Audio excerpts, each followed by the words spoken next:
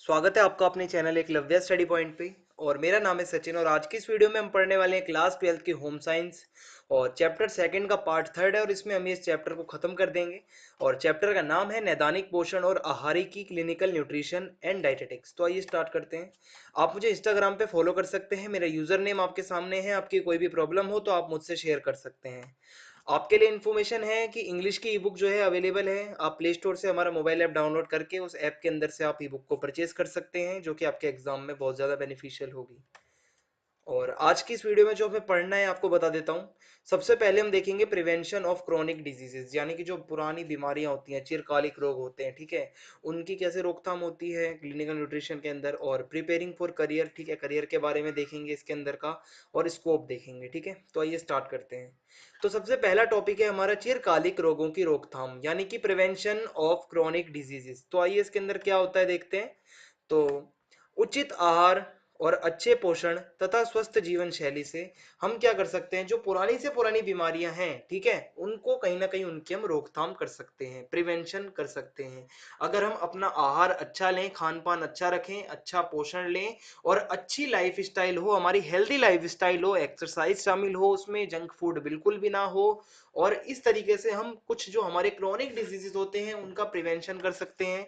और आज के टाइम में मॉडर्न ये युग है, इसके अंदर आजकल खाद्य पदार्थों में बहुत से ऐसे पदार्थ मिलाए जाते हैं, जो बहुत सारे फूड आइटम्स होते हैं, इनके अंदर बहुत सारे ऐसी चीजें मिलाई जाती हैं जिनमें आप कह सकते हैं फैट बहुत ज्यादा होता है, शुगर बहुत ज़्यादा होती है, ठीक है, जैसे कोल्ड ड्रिंक्स होती हैं उसमें एडिड शुगर्स होते हैं बहुत सारे। और जब बर्गर हो गया, पिज़्ज़ा हो गया, बहुत ज़्यादा फैटी चीज़ें होती हैं, चिप्स हो गए, बहुत ज़्यादा फैट पाया जाता है चिप्स के। चिप्स बहुत जल्दी मोटापा बढ़ाता है, ठीक है। तो ये सब जो है मतलब आज के ज़माने का खान पान बन चुका है, जबकि घर का खाना जो है वो कम हो गया है और ये सारी चीज़ें ज़्यादा हो गई हैं, इन्हीं से लोग पेट भर लेते हैं। लेकिन हम ऐसे खाद्य पदार्थों को ज़्यादा खाना पसंद कर रहे हैं जो हमारे लिए हानिकारक हैं। अगर आप भी अपनी लाइफ में देखोगे तो आप जरूर 100 में से कोई 10 होंगे लोग जो अपनी डाइट पे ध्यान देते होंगे, वरना ज्यादातर कोई मोमोज खा लिए, चाउमीन खा लिए और बर्गर खा लिया, ठीक है, डोसा खा लिया, कोल्ड ड्रिंक पी ली, पेप्सी, कोका कोला, ये सारी चीजें हम पसंद करते हैं, ठीक है। और ये चीजें ही हमारे शरीर को खराब कर रही हैं। इन सब चीजों में ना तो ज्यादा फाइबर होता है, ना इसके अंदर ज्यादा विटामिन होते हैं, यानी कि बिल्कुल भी न्यूट्रिशियस नहीं होती जो चीजें हम खाते हैं, जंक फूड वगैरह आज के टाइम पे। और इनके बहुत सारे फिर नेगेटिव रिजल्ट्स आते हैं, जैसे मोटापा आ जाना, ठीक है, यही तो होता है जंक फूड से। और कोलोन का कैंसर हो सकता है हमें, बहुत घातक बीमारी, डायबिटीज हो सकती है, और हार्ट से जुड़ी हुई बीमारियां हो सकती हैं, हृदय रोग हो सकते हैं, हाई बीपी की समस्या हो सकती है। तो ये सब हमारी जो मॉडर्न लाइफ स्टाइल है इसी का ये रिजल्ट है। अगर हम अपना लाइफ स्टाइल सुधार देते हैं, अपना खाना, अपना आहार सुधारते हैं, तो कहीं ना कहीं हमारी डाइट को अगर हम सुधारते हैं तो हम इन सब रोगों से बच सकते हैं।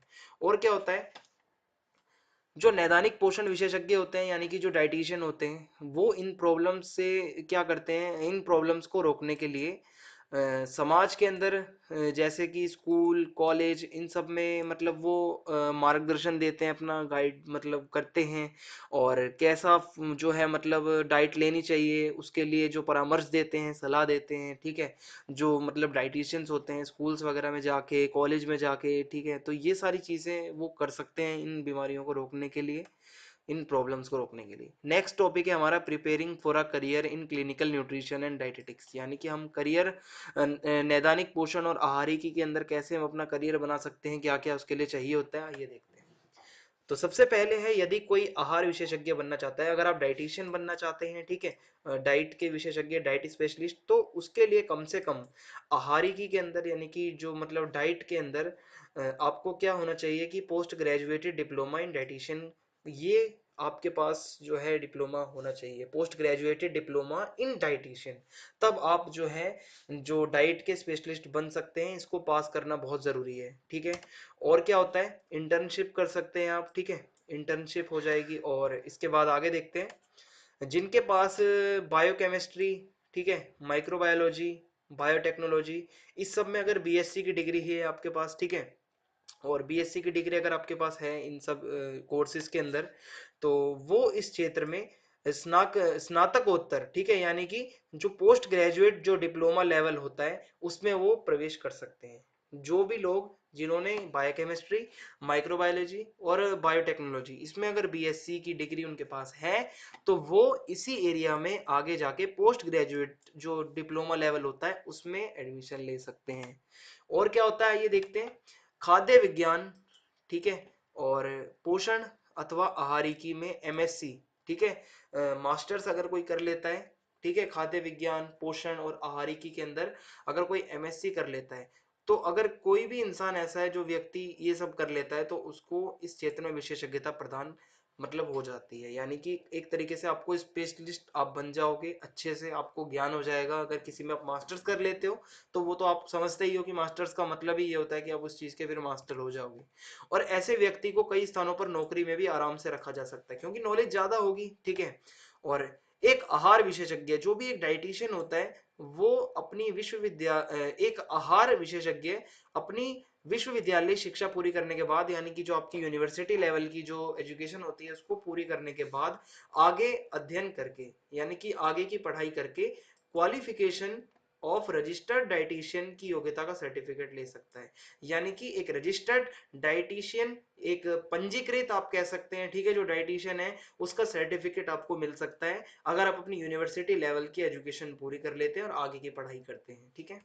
और देखते हैं, अब हम स्कोप की बात करेंगे, कार्य क्षेत्र की बात करेंगे इसके अंदर, ठीक है। क्लिनिकल न्यूट्रिशन एंड डाइटेटिक्स के अंदर क्या स्कोप है।